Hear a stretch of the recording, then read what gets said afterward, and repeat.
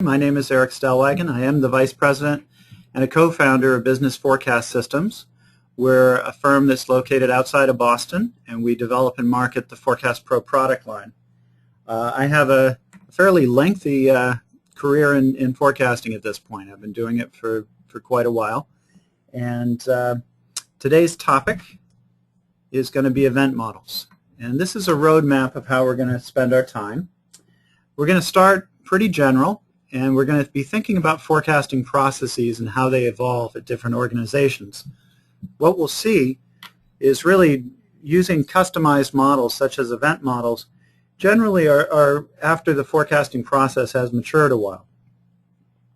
But we'll be covering events, and we'll be describing what are events and how do I accommodate them. And a lot of our time today will be spent on showing you examples using some real-world data of how events are applied within an organization. So let's get started here and think about how companies' forecasting processes evolve. And I often put it into sort of a three-step process, where the first one is when people first get going on and forecasting. There's a question of how do we go about it? And a very natural thing is to use a lot of judgment, often with the assistance of Excel. So everyone has Excel, and everybody's usually pretty comfortable working with Excel, and it's a natural place to start. So very often when a company first starts working in the area of forecasting, we're pulling out Excel and doing things like, say the forecast will be the same as last year, plus maybe we're up a certain percentage, so we'll add that in our spreadsheet, and that'll be our default forecast. The problem with this is several-fold. One is it doesn't tend to be very accurate. So we can improve things by going to a more formalized approach. The other is that if we're working with any large numbers of items, then the Excel sheets tend to get large, difficult to maintain, and pretty prone to errors. So really, again, working in spreadsheets and judgment tends to fall of its own weight, both as the process matures. And that brings us to the second step, which is automatic time series approaches. So very often, the next step here is usually purchasing some sort of forecasting software and using its default procedure, which often is going to be what I call automatic time series approaches. A time series approach is a method that forecasts the future based solely on the past. So essentially extrapolation. Typically what it's doing is looking at trends and seasonal patterns and projecting them forward. So this is actually a pretty important step, moving from judgment and spreadsheets into a more formalized approach. And let's consider this a little bit. What I'm going to do, this keeps popping up, so I'm going to figure out which one to do it. Hopefully we won't see that again. Okay, so back to this automatic time series approach. Let's actually take a look at that, and sort of in your mind what I want you to do is be thinking of this in terms of comparing it with working with the spreadsheet. First of all, it's very graphical. So in this example, I've got total sales. It's for a commercial bakery that makes muffins and cakes, and I can look at the data at the category level. If I'm on muffins and I want to drill down to the customer, I can do the customer level, and if I drill down further, down to the SKU. So the concept here, I'll just expand this a little bit. One benefit here is that I can really look at the data at different levels. I can visualize it in ways that would be very difficult in a spreadsheet. And so it's better organized. With the automatic approach, I'm just going to click on this button here. And what we're going to see now is, in addition to the history, that's the green line, we now have a forecast. And we've generated a forecast at every level. And again, this was an automatic approach. So it took things like the trends and the seasonal patterns and used that as the basis to go forward. So again, what do we get out of this kind of automatic approach? Typically what we get is better organization of the data, easier to maintain, more forecast accuracy. If I'm looking at the numbers, here's just a grid display. perhaps I'm making changes. It's easier to collaborate with colleagues to come up with the final numbers, to document your process. So in general, this sort of phase 2, using an automatic approach, it really buys you a great deal, and it's important. On the other hand, there will be certain types of data where the automatic approaches just don't work very well. So I was hoping to have seen the last of that, but I'll try that. Maybe that'll be the last time we see it. I think it has something to do with the webinar software because it doesn't pop up otherwise. Okay, so again, with an automatic time series approach, there's some good stuff, but there's going to be certain types of data where a more customized approach is going to be called for. So this might be certain types of products, maybe new products where you don't have adequate histories, maybe promoted products where the promotional schedules become important, maybe products where you have very few customers that purchased the products and where contact with that customer is essential. But again, the message here is that the automatic approaches will only take you so far, and that to really view your process as a continuous improvement process, very often after implementing an automatic approach, there's refinement where we start to, for a subset of the data, start to work with more customized approaches. So what are these customized approaches? Well, they can take different forms. One is an event model approach. That's obviously the topic of today's seminar. But there are others. We could work with the product hierarchy and do things like top-down forecasting, maybe forecast at a category level and allocate it downward to try to improve the forecast. We could do regression modeling, bringing in explanatory variables to help us forecast, or maybe specialized methods for new products. So there are lots of different approaches in terms of customization. But again, our topic for today is going to be the event index models. So we'll be taking a look at those. So let's talk about events. There are events that can occur which have significant impact on your demand, and that cannot be predicted merely using the past history, which is what, again, the automatic time series would do. So what types of events are we talking about? Well, here's a list. There's about to be a list.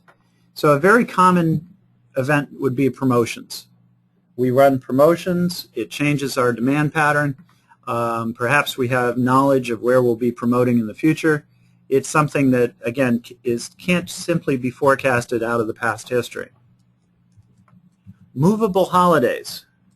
These can be quite important. Let's say I work for a candy manufacturer. Then the holidays are very important. This year, Easter actually fell in March. Next year, it will be in April. So if I'm working for a chocolate company and I'm forecasting my sales, it's very important that as some of these holidays move around the calendar, that my forecasting method can accommodate that. And simply extrapolating from the past is not going to do so. Catastrophes, things like earthquakes, hurricanes, terrorist attacks. This can change our demand too. It can change it in different ways. Let's take the earthquake as an example. Let's say there's an earthquake and it damages one of our facilities, and so we're unable to fill customer orders, and obviously would have a big impact on demand. On the other hand, let's say at another company, let's say a manufacturer of building materials, the earthquake may not have damaged anything, but the fact that it occurred may actually stimulate sales as people want more and more of our products as they rebuild the damaged buildings. So again, we can have different types of events. Promotions are probably the most common. Movable holidays are important. Business interruptions are also there. There are many other things that would fall into this category of events. I've listed a few on the slide. But essentially, anything that occurs that changes your demand significantly enough that if we simply ignore it, that the time series approaches to forecasting won't work well. So these are the events that we're interested in trying to solve. Okay, so how do we address these events that occur? Obviously, the event index models are one way of doing it, and that's, again, the topic of our webinar, but they're not the only way. I've seen many organizations that would judgmentally adjust the history to try to remove the impact. So we actually go and create what you might call a forecasting history. I've seen it done. I would not call it a best practice. It's very messy. How do we know how to adjust the history? What would we have sold had the event not occurred? So it's highly judgmental. It's introducing a source of error into our forecast. It's also difficult to maintain. Now I have a forecasting history. I also have the real history. I'm going to have to document it. If I move on in the organization, then whoever takes over the forecasting is going to have to understand what I did. In short, it's pretty messy and not a best practice. What about trying to separate the demand? Think of it in terms of there's a base demand, and then there's a certain amount of demand which is driven by the event. It can be very difficult to try to separate base demand from event-driven demand.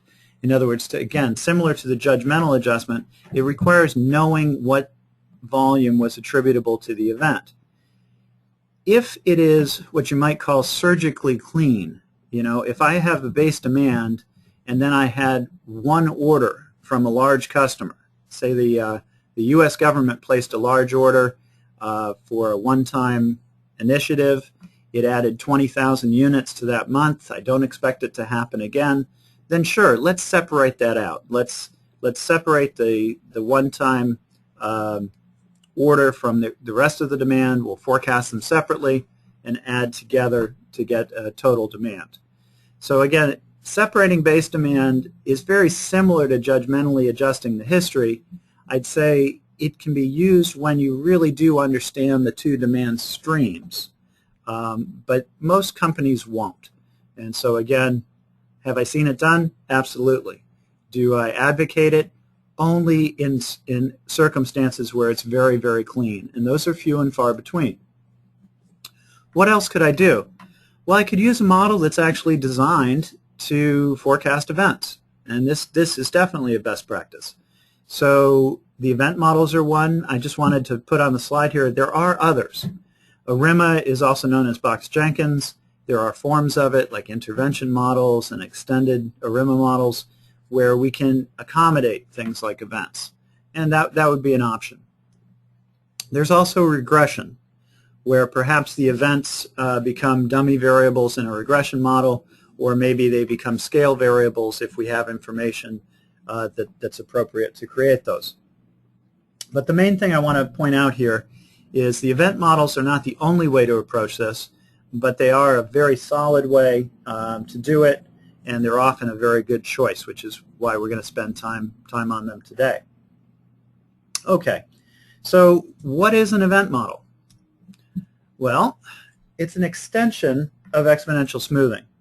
And before we explain this further, let's actually run another poll. And the poll is going to ask you, are you familiar with exponential smoothing models? So go ahead and weigh in here. It's a yes and no question. And I can see some of the results are coming in.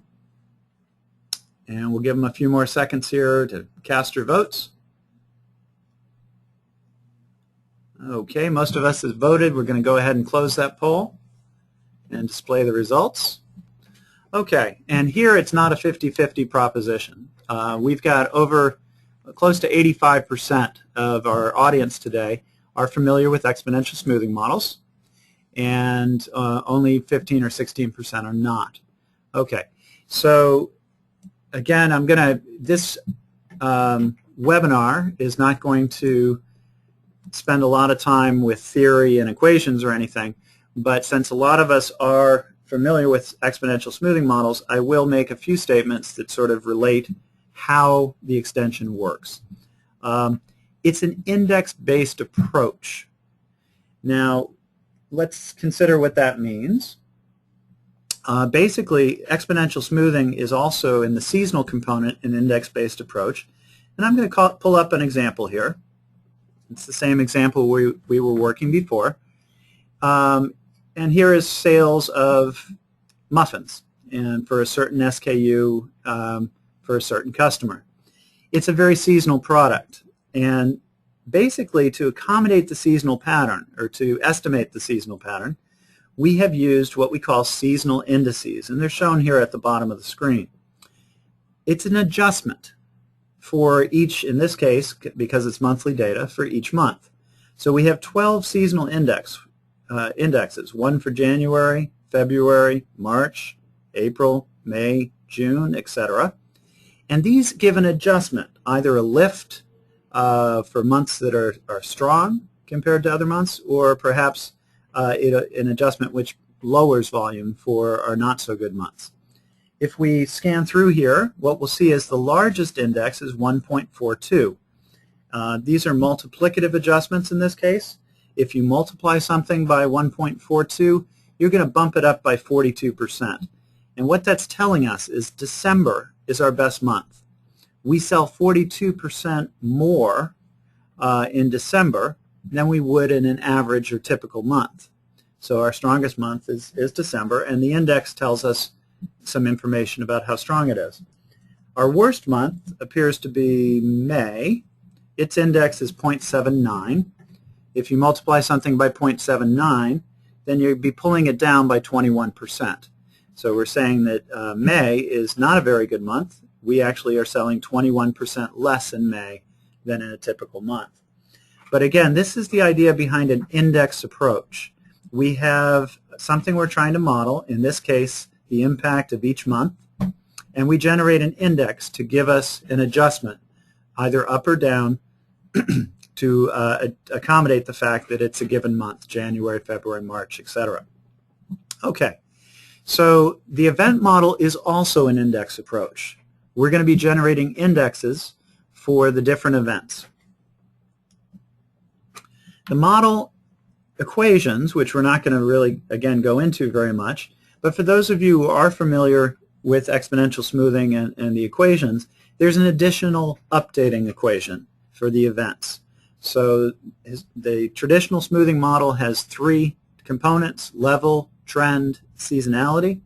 The event model extends this to have level, trend, seasonality, and events. So there's a fourth updating equation and a corresponding smoothing weight to control the rate of adaptivity. If people are interested in the details, we do have more technical documentation. If you shoot us an email, be happy to send out the gory details of how the models work. In addition, there is more work required to build an event model than to build a straight time series model. And this is often true of customized approaches. They're not as automatic.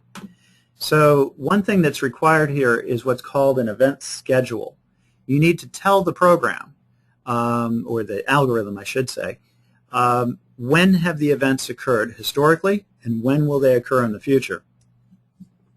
So in addition to maintaining your demand history, you need to maintain event schedules. Our graphic arts department has outdone themselves with our animated slide here, but it's trying to say an example. We need to keep a record. What occurred in January? Perhaps nothing out of the ordinary. What about February? Well, we ran a price promotion. What about March, etc. So if we're going to do event modeling, we need to maintain the history of what has occurred. Okay? So now, at this point, we're going to start with some examples. What we'll see is that the examples will get progressively more involved. So we're going to start with a very simple example of an event and explain as we go forward how we can do more involved modeling. Okay, so let's bring up our example. Here's the data for our first example, and the data comes from a company that sells its products via home parties. So many of you are probably familiar with companies like Tupperware or Mary Kay Cosmetics, where the sales is actually usually someone has a party in their home and invites people in, displays the different products that are available, and creates some sales. So this is sold through that type of channel. Obviously, when we look at the data, what everybody can immediately see is there's a huge spike here. And if we look up here on January, we've got sales of over 26,000, where our typical demand is, around 4,000 or 5,000. So a very, very large event here. Something has occurred and really changed our sales. If we look closely, we look at, in addition to that, January and December, our sales are up here at 8,500. So again, significantly higher than others. So we've got these two periods with highly elevated sales. And the question is, what happened? And the answer here is this company, when you go to one of the parties, you get a free gift. Okay, so when we're looking at this green line, it's not only demand for the product, as in the sales of the product, it's also what they gave away. So it includes what you might call free goods. Many companies have free goods. The industry that comes to mind when I think of free goods is usually pharmaceuticals, where they have prescription fills, where people are purchasing the products, but then they also have doctor samples, which are free goods. In that case, it's very clean to keep the two separate. I would never dream of mixing them. The idea for forecasting would be we have the prescription data, which we forecast. We have the free goods demand, which we also forecast. And to get total demand, we add the two together. In the case of this data, we can't really subtract out what we gave away. If we did, we'd be down here somewhere. Okay, the fact that we actually gave away the product changes our demand. So if I went to the party and I would have bought two, but on the other hand they gave me one for free, then I only buy one. Whereas someone else who went to the party would not have bought any, and they leave for home with one. So there's no easy way to separate these two streams or to create the forecasting history, and it's a good case to use an event model. Now before we do that, what happens if I just ignore this and click forecast? So I'll use the automatic time series approach, and here's what we get. And there are issues. The biggest issue is we completely missed those two periods where we had the elevated demand. Of course we did. There was nothing in the past which was foreshadowing that we'd have this large spike in our data. So using a time series method, the automatic extrapolation, is not going to work. In addition to missing these points, look at this peak for next January. Is that a good forecast? I think the answer is going to be no. What should it be? Well, it kind of depends. If I know that we're not going to be making it the free giveaway in January, then I probably want it down here somewhere like a typical January. On the other hand, if we are going to be giving it away during the forecast period, then I probably want it much, much higher. So modeling this requires some knowledge about the data. Now, we're going to do an event model, and I'm actually using an internal build of the product. So this is a version of Forecast Pro which has not yet been released. It will be released probably in a couple months. But we have been working on the events, and I wanted to show you some of what we've been working on. So if you are a Forecast Pro user, you're going to see this box here, which is not something you're familiar with. It's not that you don't know where to click or what buttons to push. It's something we're working on internally, but we thought we'd use it for the webinar. There's also a danger here because we're using a non-released version, and so if we have any technical difficulties, I'll have an excuse. But I want to build an event model, and in this case there are 2 months. There's December, okay, where our sales were around 85 or 8600, and there's January, where we're up over 26,000. And the first question I have for event modeling is, how many events do I need to use? So I could just say both of those periods had a promotion, and I could use a one-size-fits-all, and I'd get one index for adjustments. But I kind of look at this, and if I worked for this company, I probably have more information, and I say, December is very different than January. And when we set up these events, we kind of came up with 3 categories for the month. There was no promotion. There was a partial month promotion, which is what occurred in the first period, or it was the giveaway for the entire month. So we have three different event types, if you will. And what I'm going to do is I'm going to select that first one, December. That was a partial month, so I'll go ahead and assign it as such. And on January, we had a full month promotion. I'll assign it as well. And you can see where it pops down in here as showing the events that we're putting in there. Now watch what happens when I actually build the model. I'll click Apply, and that's when it will be built. Okay, a very different forecast, a very different fit. So notice now with this event approach, we hit these points quite well. And next January and December are more typical Januaries and Decembers, and the event model has really improved the forecast. Now this is a pretty extreme example because again with the naked eye it's very, very clear that we've got a large issue, but it is data that I've seen often. This looks like a competitive business interruption. So I remember at one point I saw some data from Federal Express during the period in which there was a UPS strike, and the data looked an awful lot like this. When UPS went on strike, the FedEx deliveries went way, way up. When the strike was over, it came back down. And the UPS data would have looked like the mirror image.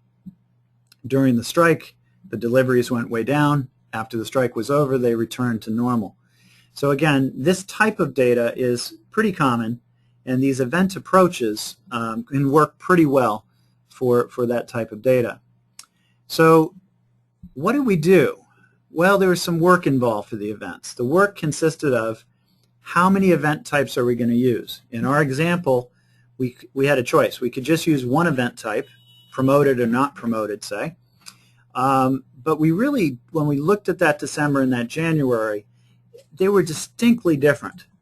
And again, if we'd worked for that company, we'd know why, but my suspicion was we were dealing with a partially promoted month and a fully promoted month. And so we decided to use two different event types. It's important that each event type occurs historically. The program is generating an index. It's calculating that index, that adjustment up or down. If it hasn't occurred historically, we can't make that adjustment. So event models require that the events have occurred historically. They may also occur in the future if you want, if you know they're going to, but again, they have to have occurred historically to model them. So the schedule, the other piece of work is we actually have to create the schedule. The schedule needs to include both the history and the forecast periods. Okay, so let's go to our next example. I told you there'd be a series of examples that get more and more involved as we go. So this next example is sales of mouthwash. Now when you look at this data, probably what strikes most of us is, gee, there's a lot of spikes. And let's think about mouthwash. So this is sales of mouthwash in a certain size bottle in a certain geographical territory. And we look at some of these spikes. This first one is in January. That's May. That's October. There's another January, May, October, January, July, October. So that moved a little bit. January, July, October, January, June, September. So the spikes often fall in the same months from year to year, but not always. Now, why? If we think about mouthwash and the demand for mouthwash, it's really not a seasonal product. There aren't certain months like that we would expect to sell more. So in this example, it seems like May is often a very good month for mouthwash demand. And the question would be why? And the answer is not that people are using more mouthwash in May, it's that it's often promoted in May. It's often price promoted. And that what we're looking at with these great big peaks are price promotions. If we forecast this, and we're just using an automatic time series approach, so I'll just click on the button here. This is what you get. And it ain't pretty, okay? So if we look at how we're tracking the data, there's a lot of places where we're putting in spikes where they don't occur. Okay, we're missing great big spikes when they do occur. And worse yet, the forecasts here have a lot of peaks and troughs, a lot of spikes. And it's really based upon, the program looked at this data and said it's seasonal, and it forecasted the data as seasonal. That's understandable. The data really looks seasonal in that often these spikes are falling in the same periods. The problem is that they're driven by promotions, and the fact of the matter is the promotions are often in the same month. If the promotions were always in the same month in the history, and they were going to be in the same months in the future, then we wouldn't need an event model. You see, we could just build a seasonal model, and the seasonal pattern would accommodate the fact that certain months are promoted and will continue to be promoted in the future. What makes this one challenging is that they move around. And it's kind of a worst case scenario because they don't move around a lot. So if we're using an automatic method, the data are seasonal, quote unquote, from a statistical point of view. If you do a statistical test to say, are the data seasonal, the answer is yes. On the other hand, with knowledge of the data, we say no, they aren't. They have a seasonal pattern, but it's not due to a seasonal demand. It's due to a promotional schedule, which is mostly seasonal. So this is a really bad forecast, and it's a case where we really need to know the schedule. And that sounds like a job for the event model. So let's take a look at this. I'll bring up that box again. And in this case, I've set up a schedule ahead of time. It's called price specials. And what I've done is I've put in the months where we've been running a price promotion, and I've put in an event for it. And there's also our competitors who also promote their products, and it actually pulls our sales down. So we lose sales when they promote, and that's a second type of event. And I'll go ahead and apply it. And here's what we get.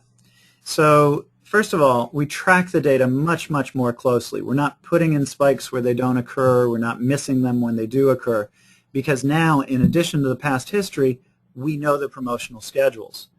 The forecasts are pretty flat, which is appropriate. The sales of mouthwash really isn't trended upwards or downwards. There are a few months here that have spikes in them and one that has a trough, and this is corresponding to the future points where we said there will be a promotion on these 2 months and there will be a competitive promotion here. So what we're getting here again is sort of adjustments for promoted periods that are moving our sales up or down. Okay, another thing, sometimes I'm going to turn the fitted values off here for a second. And a lot of people will look at that forecast and say, why are those spikes so small? You know, times we've promoted had great big demand. And the answer, I won't go into too much detail, but the answer is they are small, but not if you compare them to the recent ones.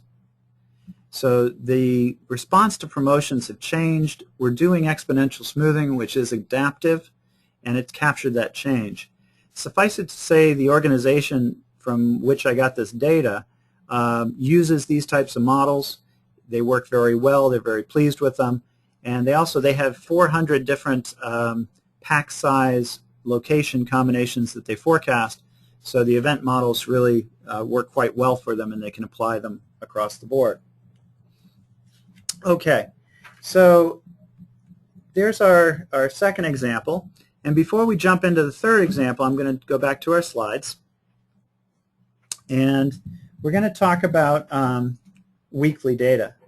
Now, weekly data is substantially harder to forecast than monthly data, and consequently, you tend to use a lot more event variables.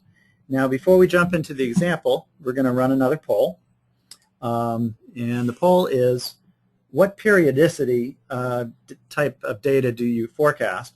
So again, are you forecasting daily, weekly, monthly, quarterly, or some other periodicity?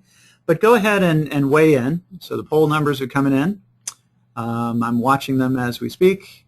We'll give you another few seconds to register your vote. I think most of them are probably in at this point. Why don't we go ahead and cut off the voting? It's not really voting, I guess. It's more polling. And here's the results. Okay, so you can see the monthly data is by far the most common with 80%. You can vote for more than one periodicity, or you can specify more, that I should say. Weekly is next, then quarterly, and then with lesser ones on daily and other. This is actually good. Monthly is an awfully good unit to work with from a forecasting point of view. And again, so I'm glad to see the lion's share of us are working with monthly data, but a lot of us are working with weekly as well, and so we should address that. So the weekly data does pose its own challenges. One of the challenges is the fact of, how many weeks are in a year? Because depending on how you record them, there's not always 52. Things that move around on a weekly calendar usually are more stable on a monthly. So we're about to see an example with some weekly data, but you can see holidays that move around. So for instance, the 4th of July is, America's Independence Day. It is by definition always in July. However, from year to year, it can be in different weeks. And so if it's an important holiday from a forecasting point of view, I don't have to worry about it if I'm doing monthly data, but I do have to worry about it if I'm doing weekly, and I need to track it. The other issue that's on the slide here is what you might call a lack of continuity between periods. There is a lot of similarity between a January from year to year, or a February, or a March. There's much less similarity between, say, week 17 from year to year. So again, if we can get away with working with monthly data, that's great. If we need a weekly forecast, we need to grapple with some of the challenges. Okay, so at this point, let's look at a weekly example. And here we go. And this data actually represents its sales of beer. It's packaged in 6-packs and cans. You can see it's very seasonal. This particular series has a downward trend to it. That's actually a packaging style mix. If you look at the 12-packs, you can see that they're trended upwards.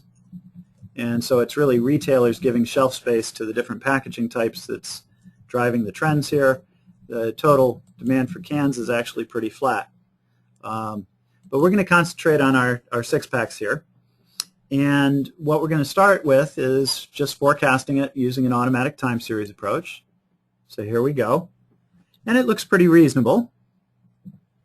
It continues that seasonal pattern. On the other hand, let's look a little closer. And what I'm going to do here, I'm going to do two things. I'm going to turn on the fitted values. Okay, so here we go. And I'm going to zoom in a little bit. And actually, I'll do that through the graph settings. Okay. And we'll set it to show 2 years worth of data on the screen. And here we go. And let me scroll a little bit to the left. So we're sort of taking a closer look. And what I want to point out is if you look at the data, what you're going to see, and I think I'll actually zoom back out and turn off the fit for a second. But if you look at the data, you can see 3 weeks every year, one here, and one here, during the summer periods that are much higher than the others. And what these are the summer holidays in the United States. So this is Memorial Day, that's the 4th of July, and that's Labor Day. And those are weeks where Americans stay home and drink lots of beer. Actually, they're weeks where we have a holiday weekend, and the cookouts, because it's summertime, are pretty common. And beer sales definitely reflect when these holidays occur. But what I want to, again, point out is it's a very distinct pattern. And as we zoom in, so let's zoom in again, and we'll put our fitted values back in, what you'll see is there are times where we miss it. Like here was Memorial Day. It occurred on this week, which is week 23, and we predicted it was going to be week 22. Why? Because last year it was week 22. It moved, okay?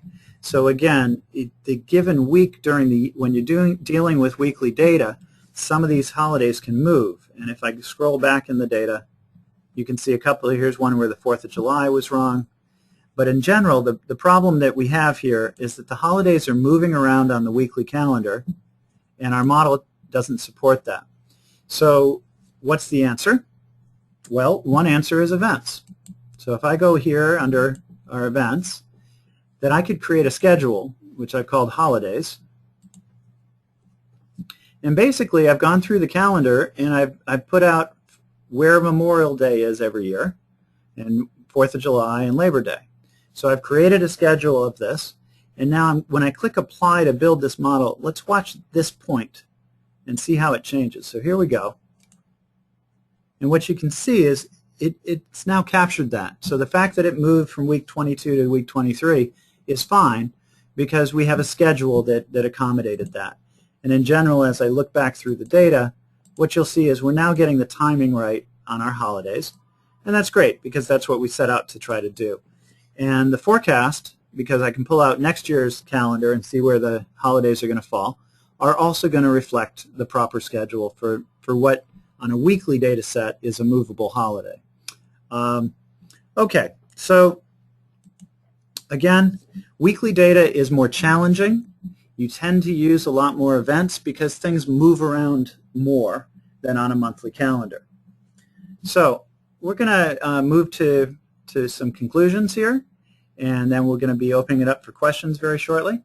But again, event models are very useful when forecasting weekly data, the main reason being because things move around a lot more on a weekly calendar than, say, on a monthly one.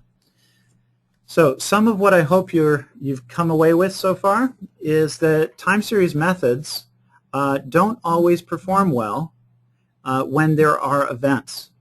So when things are moving around the calendar, when there are business interruptions, if you're relying on sort of an automatic forecasting approach that's just extrapolating from the past history, it's unlikely to do very well for these items. It may do quite well for other items, but in the case of event-driven data, time series methods really aren't equipped to forecast well.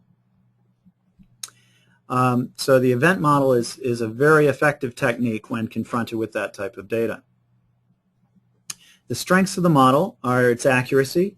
It's also pretty easy to apply. Again, what was the work involved?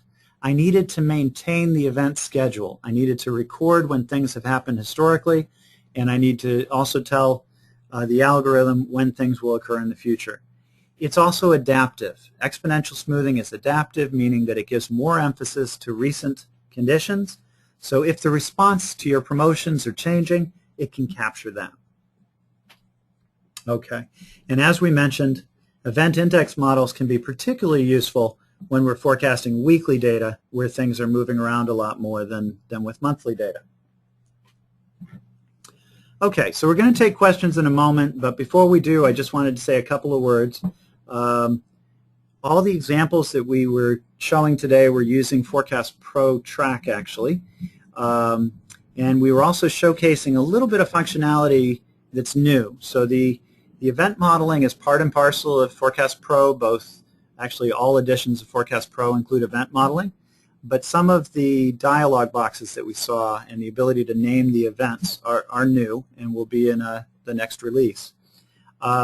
If you want to learn more about Forecast Pro, we are more than happy to tell you about it. Probably the best way to learn about Forecast Pro is via a live demonstration. And we do those by WebEx. And if you're interested in getting a demonstration, and you can even use your own data, what you should do is you can, if you want, you can just get through the chat box. You can ask to be contacted, and actually Eric Sabatis will follow up with you and schedule time for a demonstration. You could also call in or send a request over the website. Alternatively, if you want to learn more, you can always peruse the website. There's a lot of information there. And if you have questions, feel free to contact us. So I also wanted to mention that in addition to software, Business Forecast Systems does webinars, as you know. We have a free series of webinars. We do one a quarter. I'll be talking about the next one that's scheduled in a moment. There's also an archive of all of past webinars that's on forecastpro.com. It's free, and you can run these webinars on demand. If you're a YouTube fan, there's a Forecast Pro channel that has a lot of videos on forecasting topics and Forecast Pro demonstrations, so you can check us out on YouTube if you want. In addition to software, we do offer training, and we deliver it both on-site and remote-based via WebEx. So if you're interested in any of our products and services, by all means, visit forecastpro.com and let us know. We're always happy to help when we can. Our next webinar is going to be in October. It's going to be presented by James Berry, who's a senior consultant here at Business Forecast Systems, the Forecast Pro people. And it's going to be on identifying problems in your data and forecasts. So it's looking both for data issues historically and at forecast performance issues. In particular, if you're forecasting, say, thousands, tens of thousands, hundreds of thousands of different items, then this webinar will be particularly important. When we work with lots and lots of data, it can be challenging to find the problems in both the history and the forecast periods. And James will be walking through things like outlier detection, exception reporting, Pareto analysis, different ways of reviewing the data and the forecasts and looking for problems. So James is very knowledgeable. This should be a very good webinar, and I encourage everyone to attend. The sign-up forms are on forecastpro.com. I know it's early, but if you wanted to sign up now, we'll send you reminders as we get closer. So hopefully we'll see you, quote-unquote, at our next webinar. So at this point, I think we will open it up for questions. I want to mention, I think Eric mentioned this before, if we don't get to your question, we will be replying by email, but we do have a few minutes for some questions live. So Eric, what do we got? Okay, thanks, Eric. We got a bunch of questions. The first one pertains to the one-time events and the example you ran in the beginning. When events look at data points, what does that mean exactly? If it doesn't, quote-unquote, ignore the data points, can you describe in more detail how the model knows these data points are not part of the typical pattern? Okay, good question. Let's return to that first example. And here we had a couple of data points. We had 2 data points that were abnormal, let's call them, where we had run a promotion and we had very abnormal demand. And so in this case, what we were really trying to do, remember, I'm going to take the event off for a second. And this is what happened when we ignored it. And we had a very poor forecast, particularly in January. So how did the program know? And did it ignore the points? That was the question. Well, how did the program know? It knew because we told it. So you might remember we need an event schedule, and we had created one. I called it promo, and we had said in December of 2010 that was a partial month promotion. In January 2011 that was a full month promotion. So we said there are 2 different event types. I want an adjustment for each. I'll go ahead and apply it, and we can see it builds a much better model. So the first question, how does it know? It knows because we tell it. We need to supply the schedule.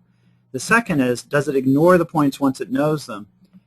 It doesn't ignore them, it models them. And I didn't show this, but I will now. So if we go down the bottom, we talked about the seasonal indices. Those are shown here. In addition to the seasonal indices, we now have event indices. So for a partial month promotion, this happens to be an additive model, the adjustment is 4,580 units. And for a full month promotion, it's 22,436. So the event model itself calculates the impact of the promotions, and it uses an index approach to correct for them. Okay, so other questions? Yeah, next question. Could you recommend an approach to modeling not only the increase in demand due to a promotion or price change, but also the following drop in demand caused by excess stock accumulated in distribution channels? Okay. Okay, like most things in forecasting, the questions get pretty specific pretty quickly. Okay, so let's actually return to our an example we looked at. It was actually the let's see, it was the mouthwash data, and also look at its indices. We had 2 different types of promotions here. One was hours, which gave us a lift, and the other was a competitive promotion. And again, it's not exactly the same example, but it's the same spirit, which is, what if there are events, in this case a competitive promotion, in the case of the question, I think it was some overstock, which probably we're getting rid of. How do we model that? And the answer is, these indices do not have to always lift things up. If the impact on demand is negative, then they pull them down. So in this example, we had two different things occur, two different events. We had a price promotion. Here it's multiplicative, so the index of 2.3 would say when we price promote, we have 230% more sales. The competitor's promotion actually pulls down our demand. So when a competitor runs a promotion, the index is 0.54. If you multiply something by 0.54, you're going to pull it down by 46%.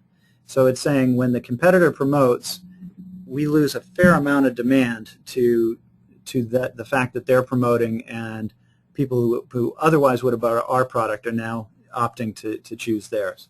So again, the main message here, though, is the event does not have to be a positive impact. It can be a negative one, and it's just you need to customize the event schedules to match the challenge you have at hand. Okay. And we have one more question here, Eric. Do event models work best with a lot of historical data, or can they be used to forecast new products? Okay. A good question. I would say there's some, the very quick answer is, the more data that you have, the easier it is to do any kind of statistical modeling, whether it's an event model or just even, say, a straight exponential smoothing model or a regression. Statistical methods leverage data, so more data is definitely better. On the other hand, one has to be pragmatic. If you don't have historic demand data, or if you don't have a lot of historic demand, then you have to work with what you do have. So these models are relatively simple. They are part of the exponential smoothing model family, although they are a more complex approach to it. So what I would say is, the more history you have, the better. But you can use these for data that doesn't have a lot of history, but you should keep it simple. So the fewer event types you use, the better. That's also always true. You want to keep things as simple as possible and still get the job done. If I can get away with one event type, I use one event type. If I'm forced to have two because I can't get the job done with one, then I'll use two. For truly new products where you have, let's say, haven't launched the product yet, so I have no historic demand, or let's say it's been launched within the last 6 months, I would not be using an event model. You don't have enough data. And you really don't have enough data for exponential smoothing either. So for new product forecasting, probably new product models like the Bass diffusion model, forecasting by analogy, perhaps for product line extensions, top-down approaches. These are the types of methods you'd use. The events do require history. I'd say the same amount of history as exponential smoothing. Incidentally, just as a reminder, there is an archive of previously recorded webinars on forecastpro.com. It actually does include a webinar on new product forecasting, and that will go into a lot more detail than what I've covered here. So if you haven't explored the archive, by all means, take a pass through it. There's a lot of good content there, and it's free. Okay, so that concludes our webinar, and I'd like to thank everyone for taking an hour out of your day to learn a bit about event modeling. As I mentioned, in 3 months' time, we'll be having another webinar. We hope that you'll attend it there as well. If you do have any questions on our products and services, by all means contact us. If you have statistical questions or questions that we did not get to during the webinar, shoot us an email and we'd be happy to reply. So thanks again, and we'll hopefully see you next quarter.